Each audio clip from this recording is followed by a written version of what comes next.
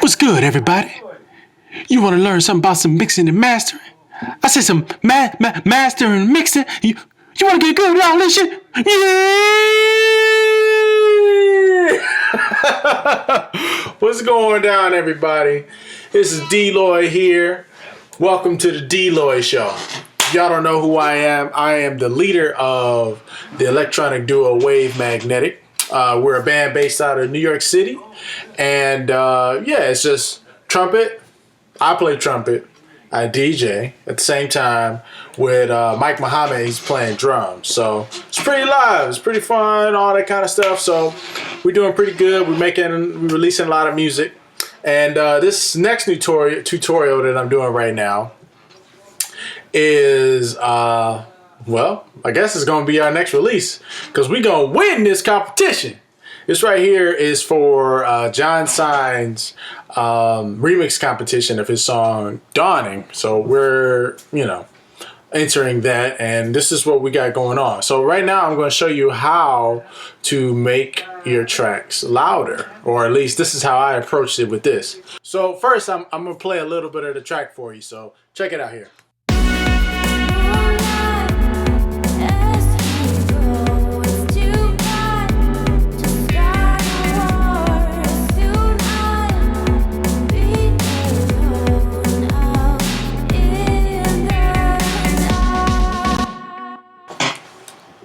Alright, so this is the thing here.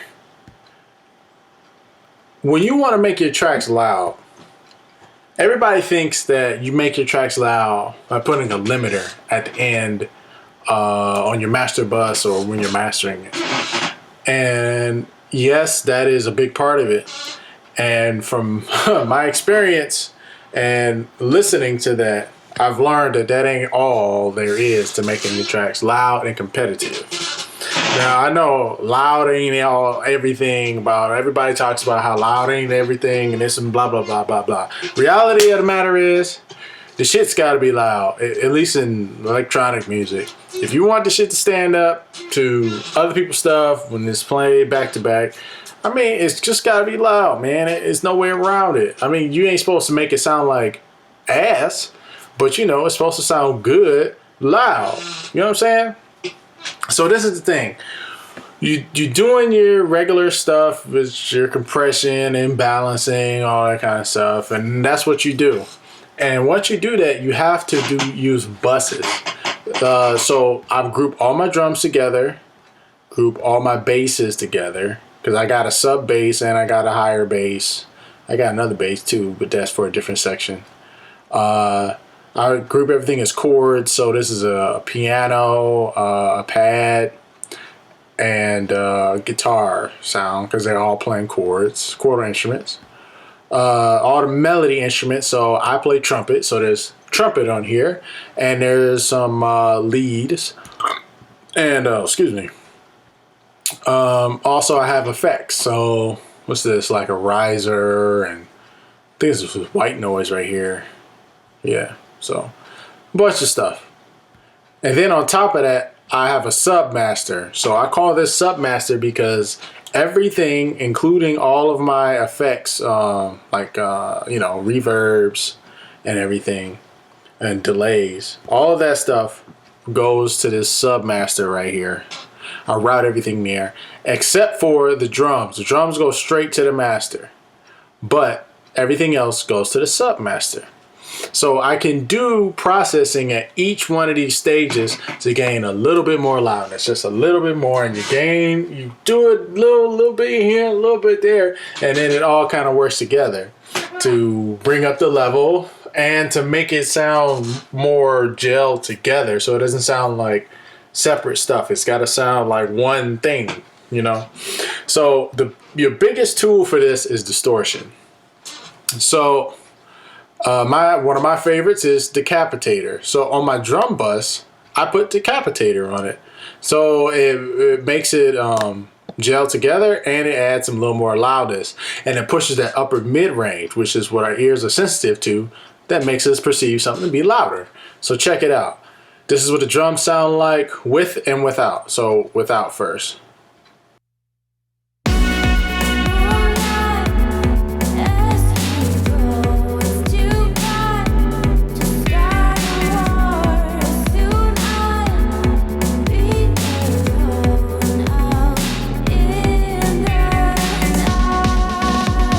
See, so all of that right there, that really helps a lot. It's just a little bit, but in the total thing, it makes a big difference. So then I go to my basses, and it's the same thing here. So so I'm gonna take it out.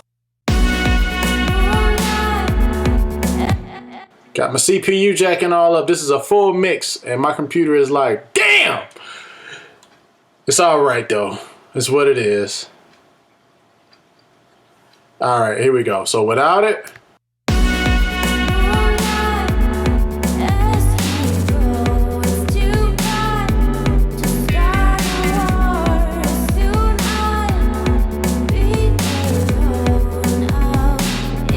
See, it makes a big difference, especially on the quarter instruments here. So, oh, and here I use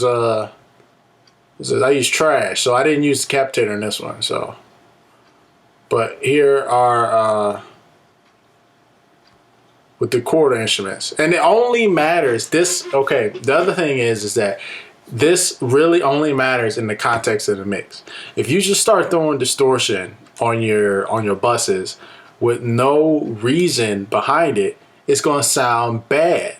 So the way I did this was in the full mix. I had already mixed it and made it sound good to me, where it sound balanced and all the frequencies seem to sound good. Now, but what we're doing now is creating glue, gelling things together and making it sound good with everything else. You understand what I'm saying? So this, you have to do it in the context, because without the context of the mix, this is you're just stabbing it, you're just shooting in the dark. It's like it doesn't matter. So that's why I'm showing it to you inside the mix. So here you go, the quarter instruments. Listen to the guitars and listen to the piano, and listen to how it changes when I turn this on and off. And on this, I also pushed the upper mid range with a EQ. This is that Puig Tech thing. So it was at 1.5 kilohertz. I boosted whatever that actually is. I turned it up until it sounded right. That's it. I didn't care how many. If it took 10, I would have turned it up 10. If it was 1, I would have turned it up 1. You turn it up until it sounds right. So check it out with and without. So without it.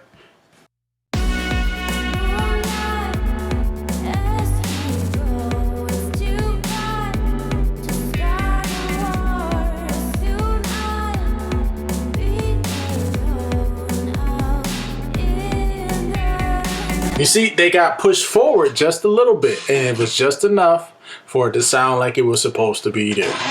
And I think that's the main thing about mixing, is that everything has to sound like it's supposed to be there. Otherwise, you got a problem. So now, one of the biggest things that got me was when I had the drop come in, because that's where the horns were, and the horns had to be featured, and they had to push forward. And when I mixed it, it sounded good. It felt great, but it wasn't loud enough, and I wasn't getting that bite that I was looking for. And no matter how much EQ I put on it, it didn't sound right. So went to Decapitator. So on the horns, I put a side EQ, and I boosted the drive a little bit. 1.5 kilohertz again. What's this? I'll boost that 1 dB. This again, that's a good EQ for a character EQ. Again, I put Decapitator on here. What's this? I got it on the E, but I do parallel with that. So what's that? 24%. The drive set to 5. It doesn't matter. The point is to make it sound the way you're supposed to sound. I want it to sound. So listen to it with and without.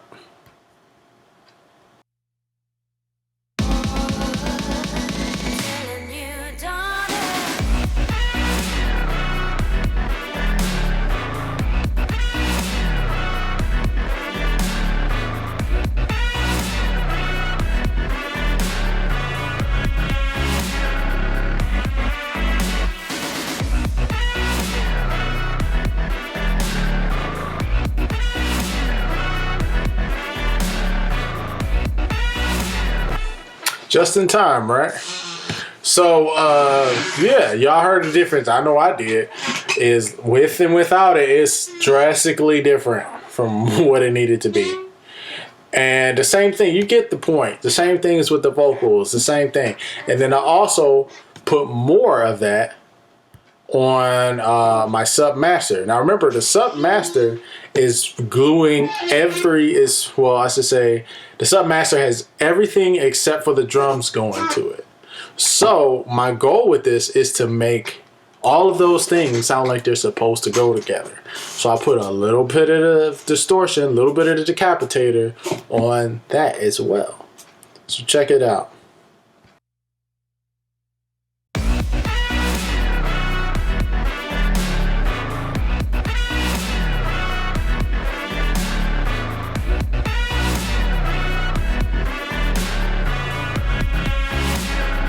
You see what I'm saying? So bam, there it is. The other thing is I have a master bus chain.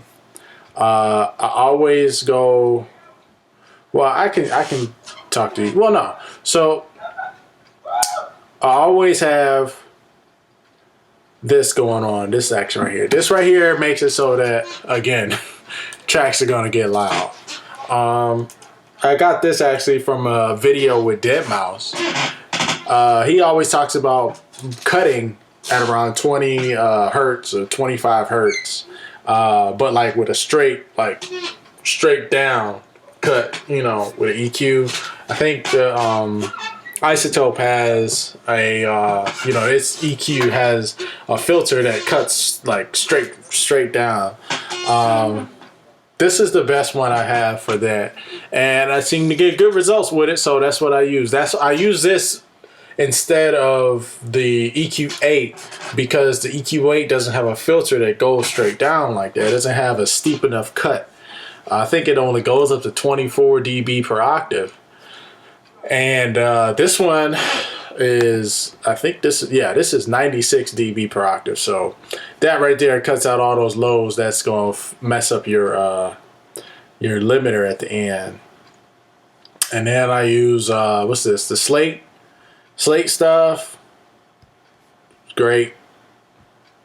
Again, more slate stuff. I could have used the glue compressor, but I bought this. Well, no, I'm renting this because I'm doing slate stain. Yeah, I wanted to check it out. I used it on this mix. It seems to work, so I left it. But the thing is that this right here actually helps a lot with your loudness as well, because this will keep everything glued together. Again, it's more about keeping everything together. So with and without.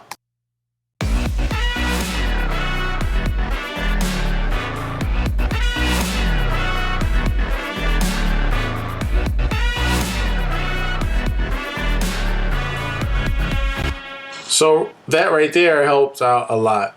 If you notice, it started getting kind of out there when it was off, but when it was on, it was nice and contained. This helps a little bit, you know, boosting some highs, boosting some lows. Simple. And I use this as well, tape saturation. It has a compression on it. It helps. And yeah, that's really all you need to know. The most important thing about making your mixes loud is doing small incremental things on your buses to make it incrementally get louder and louder and louder. You don't want to smash it up against a limiter and expect it to sound the same, because it's not. It's not going to sound the same way you mixed it if you do that. And you're also only going to be able to get as loud as you mixed it. So that's the thing. It's only going to be as loud as your mix allows it to be. So if you want it to compete, you gotta throw some distortion in there. I'm learning that, man. Distortion is your friend, man. So the next video, I think what I'll do is talk to you about how I actually mastered this. Because yeah, I already submitted it to the program. So yeah, so look out for the next video. I have that for you guys by Wednesday, maybe Monday. I'm gonna make sure to have at least 2 videos a week. And yeah, Let's do this. Let's do this big. Here we go.